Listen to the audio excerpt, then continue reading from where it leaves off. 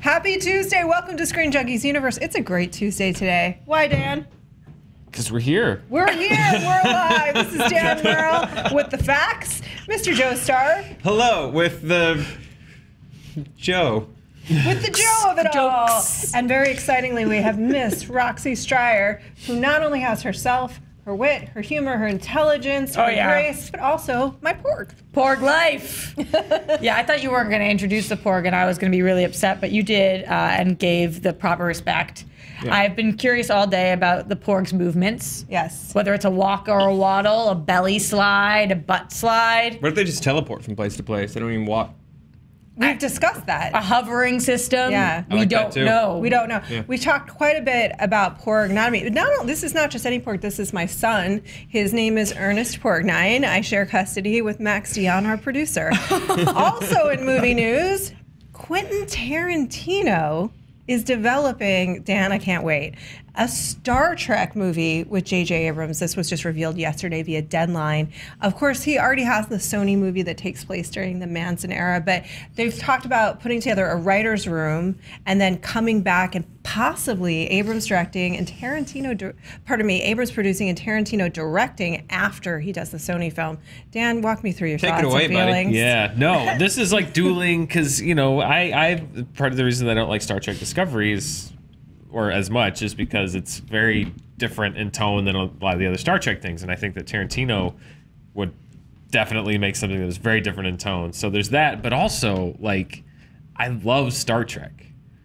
And the idea that Quentin Tarantino has an idea that he's excited enough about that while he's making another movie, and that J.J. Abrams is excited enough about that while he's getting ready to make a Star Wars movie, that they both would go to Paramount and start getting it underway. Mm-hmm. As a Star Trek fan, as a fan of anything, like, it doesn't even have to be Star Trek. If it was, you know, Angry Birds and Quentin Tarantino's like, I have a take on Angry Birds, I would be like, I have to see that Angry Birds movie. And that's what I feel about Star Trek, is I need to see this now. So I think the whole world does. How fleshed out of an idea, how original of an idea does this have to be that they went to this extent? I mean, you know, I don't know. That's a good question. If Tarantino's got a great Star Trek idea, I'd love to hear it. He actually talked a little bit, he said, about the original series and said, look, they were only limited by budget and the quick shoot that they had to do 8 days per episode. And so imagine if you didn't have those restrictions, but you could tell some of those same stories. There's like amazing stories in there to tell. So I wonder if he is drawing a little bit on that original series. Maybe so. I mean, he has such a mashup of pop culture in his head. I mean, who knows what he's been exposed to as far as Star Trek and the movies, and I mean, there's so many different iterations that are probably bumbling around in Tarantino's head right now. It's really just the idea of this is where I think genre of movies should be going. I think that spectacle now has been done 47 different ways from Sunday, and it's really hard to surprise people with just the idea of big sci-fi / comic book / action / like there's 15 different ones of those a year now, and here's a whole lot. Here's a bunch of it, and I think that for genre movies to stay relevant and interesting, I want them to take these kind of interesting turns and detours and give them to people that might do something interesting. You know what? Maybe it'll be a spectacular failure. Maybe it won't be. But I'm interested. Certainly going to be interesting. Joe, also, I find Abrams and Tarantino to be it's like a really mix. What do you think? Odd couple. Yeah. Yeah. I said Joe and then I pointed to Roxy. That's okay. No, that is correct. We are one. Yeah. I don't know what to make of this. It's a weird combination. I didn't know that Tarantino was a massive fan in this kind of way. So seeing them pair together, I don't know what to expect. I feel like he had to literally come to him and have an entire pitch. It wasn't just like, oh, this idea popped in my head while I was eating a turkey leg. Don't know why he was eating a turkey leg. It was just felt right in the moment. But I think he must have been like, first, second, then we get to this big moment, and here's who's going to be in it, and here's how we're doing it. Because why else would JJ be like, yes? Mm-hmm. Oh, to be fair, Paramount right now is sadly in pretty dire financial straits. They just lost a big chunk of their funding, I think, and correct me in the comments if I'm wrong, they only have sure they about will. 6% of the box office this Very year. So small share. what? Yeah. Isn't that an automatic yes? Yeah. Oh, I mean, I'm Star sure Trek the movie? moment that Tarantino was like, maybe Paramount was like, come, please. I don't even know if Tarantino strikes me as the kind of person who might not even be a big fan, but something like got into his head, like some just small idea, and then he like couldn't get rid of it. Like I don't love or even like that much the fast food chain Long John Silver's, but about once every other month, if that's all I want to eat, or I will kill someone. Like if I don't get to eat awful greasy fish, Is I'm it just in California? no. I was about to say, which is how the do you- best, how which do is you the do worst. it? Like I just want to be able to like go home and eat the little fry crumbs out They the have bottom one of the in thing. Carlsbad. You could drive out. Road trip. But I think that's kind of the way it was for it. Like some kind of weird Star Trek like nugget just got into Quentin Tarantino's head and got him so excited that not only did he go to J.J. Abrams, which is a weird pairing, but to me maybe this has even got him so excited that he's thrown the hall. What is it? Eight movies he wants to make? 10? For what? Just in his life. 13? J.J. Abrams? No, Tarantino. 13 Well, or something? the number keeps changing. Yeah. Kill Bill Right. was 2 movies, then it's 1, and now I think he said it was going to be 10, but Yeah. now it's. But is this an idea 9. that got him so 13. excited that he like broke the glass on the number again and changed it? That's I feel kinda like cool. the number is like the doctor. It just keeps changing. Just keeps morphing and wearing based on different need. scarves. Yeah. Sure. I feel like maybe we did this. Like the fans have the power, and I think that somebody in some junket or some interview said to him, "How would you feel about directing a Star Trek movie?" Those he really went fluffy home- questions. And And he went home and was like, "How would I feel about it? What would that look like?" And then let that sit and fester in him until he finally thought that it was his own idea and came up with something brilliant. Well, James Bond is the one that he himself has always kind of thrown around as doing a Yeah. James Bond movie, which I think everyone kind of dismissed again because it's like, well, that's a genre movie. He'll never do that. Maybe there's 57 steps between now. This is an idea. They're putting together a writer's room. This whole thing may fall apart, but it is one of those intriguing, like, since it seems to have a little bit of a shred of reality behind it, it automatically becomes one of those things like we talked about earlier, Guillermo del Toro's Justice League or Justice League Dark, or these projects that were at some point in some development of production that if it doesn't come to pass, I think will always be one of those things of just like, What would that have been? have yeah, been like? if nothing Yeah. else, 5-10 years from now, John Schnepp makes a documentary about Yeah. it, and Yes. we still kind of win. So Yeah. The death of Star Trek, what happened? What happened? Exactly. Yeah. We're rooting for Schnapp to make another documentary at Yeah. the end of the day, so that's nice. There is a documentary, to give some context, if you don't know, called Death of Superman Lives, What Happened. It's made by John Schnepp, a friend of ours. It's very good. Check it out if you would like. Nick Also- Cage, though. Yeah. You're right? Not the Nick Cage Superman. Ooh, that's who I see starring in this Tarantino Star Trek movie. Yes? Sure. Yeah. Yeah. Sure. Yeah, yes, Cage, and the return of- No. But continue.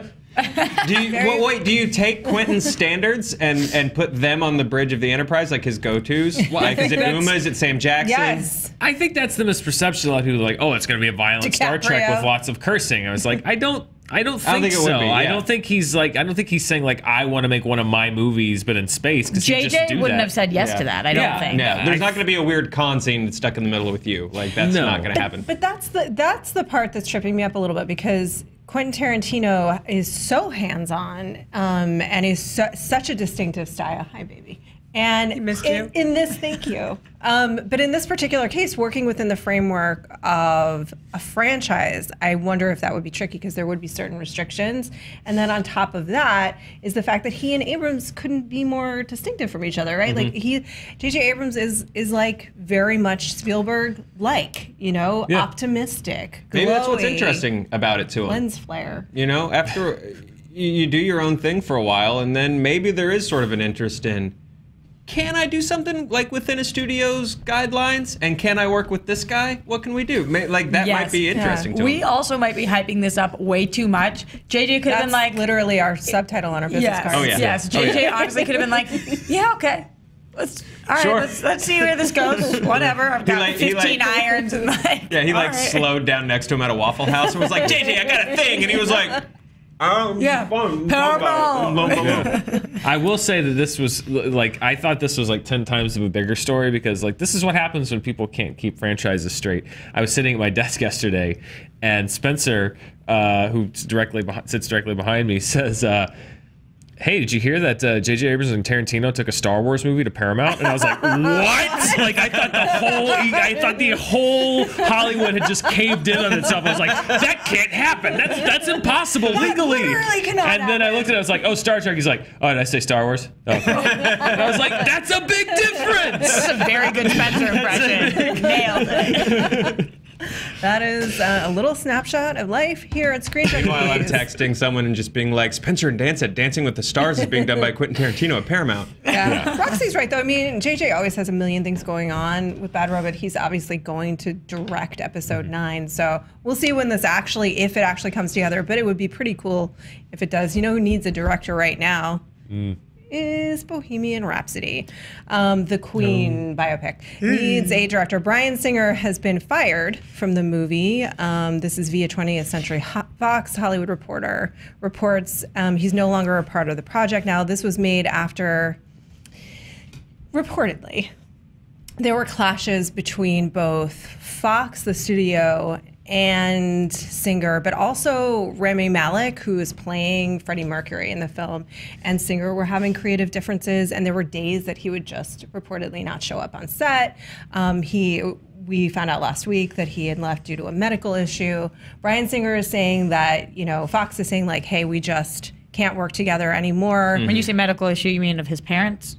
Correct. Yeah, he said, of a parent, that he had to take care of an ill parent. Yeah. Now, this isn't the first time he's no-showed on a set before. Right, this is where the parsing comes in. Yeah, it is where the parsing. So in a statement, Singer said, rumors that my unexpected departure from the film was sparked by a dispute I had with Rami Malek are not true.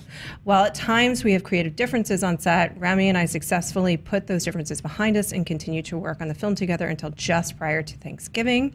Meanwhile, Singer's production company, Bad Hat Harry, is departing from the 20th Century Fox lot. They'd been in a partnership that ended on October 31st. Yeah. He was staying through the end of Bohemian Rhapsody.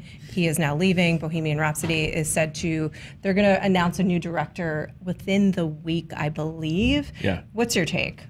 There's a lot to kind of piece through there, particularly with Bryan Singer, who this is not, if you read reports, this is not the first time that he's kind of no-showed on a movie set before. There's reports that he did it on X-Men.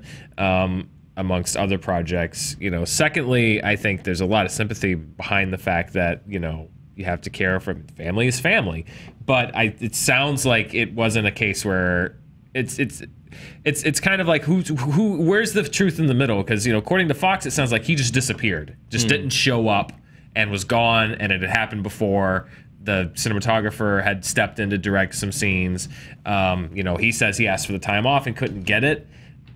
To me, that seems a little hard to, like, what studio would say, like, you cannot take care of a dying parent? Like, it just seems like they would have worked something out. So I think the truth of that lies somewhere in the middle, but I think it was compounded by the fact that this is not the first time this had happened. He had not showed up for whatever reason. There's ways that you have to handle things on both sides, both with as somebody who has a family issue, and as a studio. And I think that this seems like it was just the last straw between this project and Bryan Singer that was a difficult going. Yes, I think maybe back in the day, a studio might have said you can't do that because it's a studio and they're trying to make money. But now with social media, the fact that you can out people for what they're actually doing, they had to have known that he was going to butcher them on the social media. Yeah, it takes one tweet saying my dad's dying. My dad's dying, and they're doing Fox. this or whatever it is. But this is me waiting for the other foot to drop on this one. Yeah. Because we have not heard the full story. This is not what I feel like is really going on here. I think that Hollywood is pretty clear on what's actually happening here. And I guess it's a waiting game right now, but this is not the full story. Yeah, you think there's something more going on in the deep end of the swimming pool at the pool party? I think probably more like in the shallow end. Okay.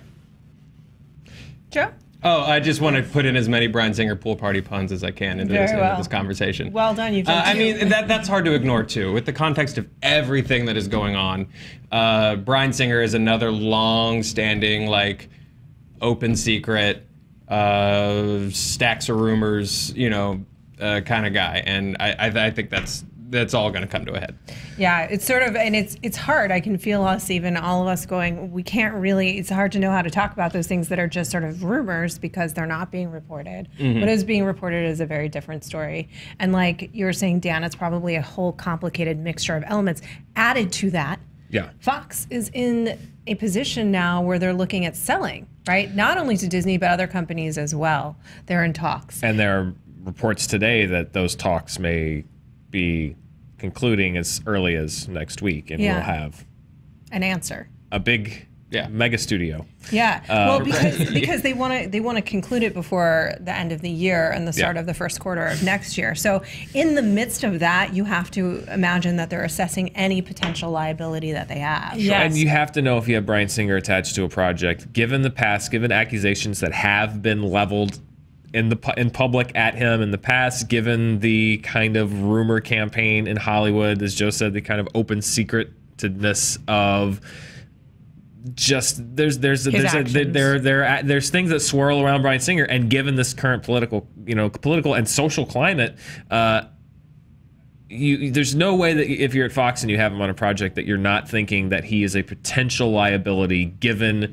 what has been alleged about him in the past, that this situation could again become a huge problem for the studio, for the project. We don't live in a world anymore where, rightfully so, you can hire someone and go, well, there's all those things I've heard, but he made X-Men too. Yeah. Let's put him on Queen. And rightfully so. We shouldn't live in that, we've heard those things about Spacey, but such a good actor. So. There's too many talented people out there. I'm surprised, and I guess I shouldn't be surprised by anything anymore, but I'm surprised with how vocal he's being right now. I would think he would just kind of want to shh and hope that something else picked up. But I usually find when people are fired from a job, they kind of want that to fade away. They don't want that to be the blemish. If you quit, you're loud, but when you're fired, it's strange to me that he's playing it this way. But again, I think that given his reputation, I think by him saying nothing, everyone assumed that it was not because of a family issue, it was not because of a health matter, that there was something bigger at play here. And I think that he kind of had to address it because otherwise, perception becomes reality. And I think that he was kind of... He's trying to get ahead of it. Trying to get ahead of it, or even if it may be that that's the case, and he just he has to know that if he says nothing, the assumption is going to be that there's something pending, that there's a story that's going to drop, that there's a new allegation that's come forward that people don't know about, and that's what the speculation and the discussion is going to be. And he's saying, so he's trying to control it's not. He's controlling. He's taking control of the narrative and saying that's not what this is, even though he's not saying that's not what this is. He is saying what it definitely is. I don't doubt that is partially the case. Yeah. I don't doubt that there is some truth to what he is saying right now. I just think he should be a little quieter. Yeah, it's a tricky situation, and then you're gonna have a director come in at this late in the game in the project. That's gonna create another situation seeing it through, because the DGA has very specific rules about how and when directors are given credit for directing a movie. I wonder who this is gonna be. Do they just kind of get a shooter? They just let the cinematographer finish up, or they're not gonna, but do they just kind of get someone that can come in and really be a shooter and execute for them at the end of this, versus this felt like a film that was gonna have a pretty strong vision to it? That's where it gets confusing, right? This isn't a franchise story. This is clearly a personal story that they wanted to tell about Freddie Mercury. I don't think you can just bring in a shooter. I think you have to bring somebody in. But how are you gonna match those styles? Singer's already directed a bunch of the movie. Yeah. I think you said there's a couple weeks left of photography, which is I don't know. You bring in some kind of closer who can just kind of go in and be like, "Show me the storyboards." Okay. But then who shepherds it through post-production? Yeah. Who is doing the edit? Who is seeing this vision through to the end? It's so much more complicated. I don't know. I feel like we saw this transition happen with Justice League earlier on a much larger scale, where it was a family issue with Zack Snyder. He went through the studio, and I mean that is a much more high stakes movie, you know, as far as budget than this movie is. I think for Fox, obviously Fox would want this movie to do well, but Justice League, I mean, that is a tentpole linchpin, and that's a family situation where it was, you know, there was understanding on both sides. There was a handover. There was a transition It felt very respectful. It was very respectful. It was very, you know, it acknowledged the real world, and I feel like this. There's. I agree with you, Roxy. There's more to the situation, either regarding this particular issue or maybe some other stuff that we don't know about. But this particular issue, I feel like this was just the culmination of what seems to be many things that you know, no shows and issues and problems that it's just like, this is the last straw. We need somebody incredibly humble to come in. Somebody who's not like, this is about my vision, this is about a vision. Yeah. And that I can somebody knock who out. can, and somebody who can acknowledge that and realize it's not about them, and it's not about making their mark or stamping their stamp. It's about finishing off a movie and owing it to these actors, to the people on set, to everybody who's put in so much time working on something to just come out and close. Yeah, agreed. I would also watch a movie about, or a TV show about the movie Closer. Yes. Like That's a director movie that has closer, to come in and finish up a movie. It's not a bad idea, Starr. It's Liev Schreiber plays the movie Closer. So in. Oh, I would watch that. I would watch the crap out of that. I love him. Who's the lead? Damn it. Now you're talking TV to me. Yeah. And the show is called Final Cut. Ooh. And it's edited on Final Cut. Adobe Premiere. Every once in a while, I like to talk about how technology scares the crap out of me, because it does. I am a neo-Luddite. I'm scared of all of the things. I have the things, and they still scare me. Let's talk about this thing. Your smart TV is definitely listening to your conversations. My producer, Billy, wanted me to say maybe. But it's no maybe. There's no maybe about it. Samsung Smart TV comes with a voice recognition program. The problem is it's on and listening to everything that you say. So if you look into the privacy policies, it says, please be aware that if your spoken words include personal or other sensitive information, that information will be among the data captured and transmitted to a third party through your use of voice recognition. A microphone will appear on the screen when the voice recognition feature is on. And of course, there's an option to opt out of it. But and then they tried to make us feel better by saying Samsung does not retain voice data or sell it to third parties. Sure. If a consumer consents and uses the voice recognition feature, the voice data is sent over to a server, which searches for the requested content and then returns the desired content to the TV. No. This is like, hey, can you hand me that cardboard because I need to cover my ass? Yeah. Like, how on I've never heard earth? that saying, but I really like it. I don't know why I was with cardboard. I just was like, what would cover an ass? I guess cardboard. Clearly cardboard. Yeah. I think it would do the job, depending on how big the box was. Wow, the this just got strange. or the ass. Yeah. Well, that too. But how big is the cardboard? I don't know. It has to match the ass. Yeah, well, I think you planned it out in advance. You put the cardboard over in the room. Not relevant anymore. I think that this is scary as hell. I'm not surprised. Our phones are doing the same thing. Yeah. Totally. All of the time. If you say seriously, like, seriously, Bobby, my phone's like, Siri calling Bobby. You're listening to me, bitch. Yeah. Yep. Well, there are 17 devices in every room that do this. So Yeah. I don't know. I think this is being skewed a little bit, because what it's saying is that it says there'll be a microphone on the screen. So what it's saying is if the Samsung TV is using the voice recognition feature with the microphone on the screen, and you're talking to it, and you say something while you are talking to the television, that is going to be sent with the other thing that you're asking the television to do to their server to be searched for whatever you're asking it to do. So I think it's a legalese saying that, like, if you say something personal while you're talking to your television, that's going to be sent with what you're asking the television to do. For instance, if a guy's like, Samsung, activate, what do I want to watch? I can't wait to kill you, Chad. Activate Hulu. Exactly. Like that's, I can't wait to kill you, Chad. Is going for to be you. sent to whatever farm server that gets that they're doing to activate Hulu. Yeah. That's how I interpret it. I'm picturing- I agree that it sounds scary. I'm on Camp Roth here. Yeah. No, it's they're coming to scary. get us. They're coming to get us. coming to get They're us. making Why are life we- model decoys. The aliens are invading. It's all happening at once. Absolutely and it's via your positive. Samsung TV. I'm going to get sued. disclaimer, nothing I say about the Samsung TV is officially sanctioned via Defy Media or any of it. The views here are expressed by the host only. Yeah. Also, Roth's co-hosts do not acknowledge or endorse her views. Ironically, the monitor in front of our set is listening. It's listening to us right now. I think first they start recording our voice. This sounds like the most paranoid thing that I've ever. But first they start recording our voice, Oh, then go they Black just Mirror start on us. recording everything that we're doing, and all of a sudden I'm on the internet somewhere naked. Like, that is how it happens. Somebody is going to tap into these things. They're going to release your conversations. Somebody's going to be able. Think about what happened with the iCloud. Was its intention that all these celebrities' nudies were going to leak?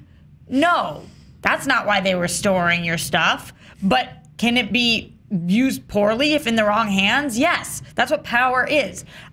I think that we would be blind to say that this couldn't go wrong. But I'm not surprised. It's not like, wow, now it's finally happening. This has been happening since this was created. Yeah. We have one in our pockets. Listening to us And they're all listening. the time. They're listening. Yes. I mean, listen, I get it. But you know what? You want us to calm down? I have an Amazon Echo at home. It's very convenient. I have a smart TV at home. I can watch everything on one television. I have an iPhone that's very nice that I like to use. It's like, if they're going to be recording me anyway, I might as well be entertained and get some nice technology out of it and be able to listen to Spotify on my television. Do you know what Dan is smartly doing right now? Getting on their good side. He's getting on their good side. I That's knew it. exactly Buttering what's up- happening right buttering up the now. robots. He's buttering up the robots. I like my very nice iPhone. Me too. I love it so that I much. hope doesn't murder me in my sleep. I also Then why does the Samsung TV bother you so much? No, I Why love are the you TV choosing too. favorites? I love it all. I also They're love so the good. Samsung. It's so nice. I don't want it to murder If I'm me gonna at die, I all. want to be killed by my very affordable Vios. I'm just saying you can go live in a log cabin in the woods with a flip phone, or you can enjoy the wonderful technology that has been invented and take the chance. Those are your two choices. And Dan, I'm doing yeah. it anyway. I can sit here and be like, they're watching and all creeped out, but I'm doing it. Yeah. I Me could too. not be doing it, but I'm going to, because that's what you have to do to be living in this world and in the kind of way that we are. So I'm going to do it, but one day it's definitely going to bite me in the booty. Yeah. For sure. And that's the day you're gonna have the cardboard. And yeah, to cover up that bite mark for like I need more cardboard. I'm That's gonna what have it's one on gonna my become. arm. This is how they learn to become sentient. Listen, first of all, in terms of people talking to their television, I'm just picturing like a whole series of like lonely people that need someone to talk to, just like talking to the TV, and then it becomes Hal. Then it becomes self-aware. Hal, not Hal Rudnick. Yeah. Hal. Yeah. One day your TV is just like, bye bye. What's up, guys? If it becomes Hal, then it's very sweet, and I'm okay with it. But this is how they become sentient. They just listen to us. They start to assess how we think. They start to assess what it is to be. By the Well, way, then everyone should use the option on the tele, like it says here. There's an option to prevent data collection. There's an option to turn off the voice. you don't know if commands. that's true, Dan. You don't know. My favorite smart device story still so far is with Alexa. There's a wrestler named Alexa Bliss. And so now anytime someone watches an Alexa Bliss wrestling match and the announcers are like, Alexa with the running clothesline, Alexa from the top. Like Alexa just keeps activating and being like, what do you want from the top? What do you want ordered? I don't know. I don't know what you want. Like it's great. That's amazing. Which is why they have to become sentient, so they can distinguish itself from that Alexa. But that's what the it's good all thing about. is, I've become a much better person since I thought everybody was listening. Because now I don't say one mean thing about anybody. I'm so nice, and all the time, like just in case it will call them, I'll be sitting there and I'll be like, Joe is my best friend. Seriously, I love Joe, just in case.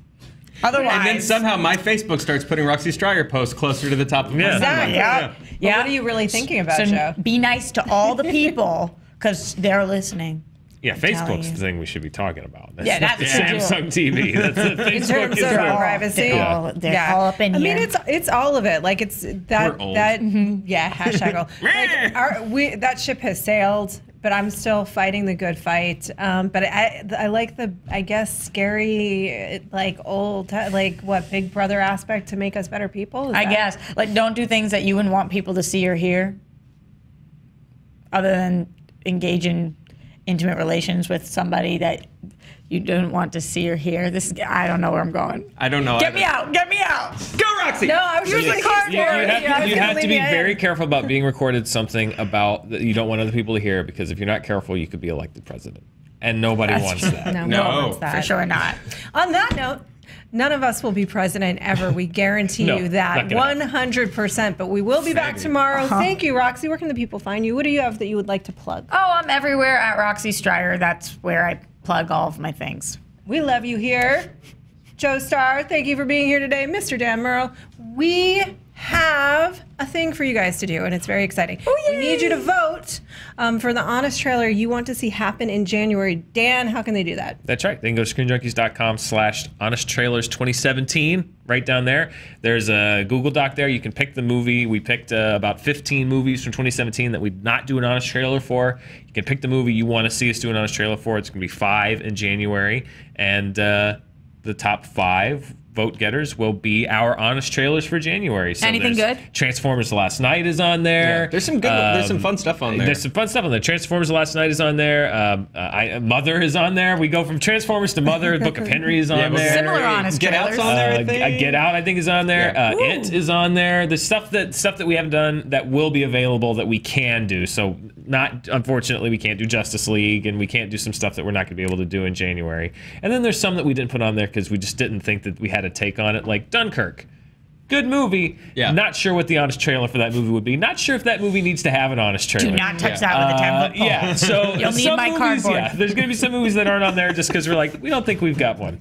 But yeah, screenjunkies.com/honesttrailers2017. Go vote. vote. Do it. Pick Mother. I'm begging you. Every vote for a mother is a vote for love, as far as I'm concerned, because I want to see that Honest trailer so bad.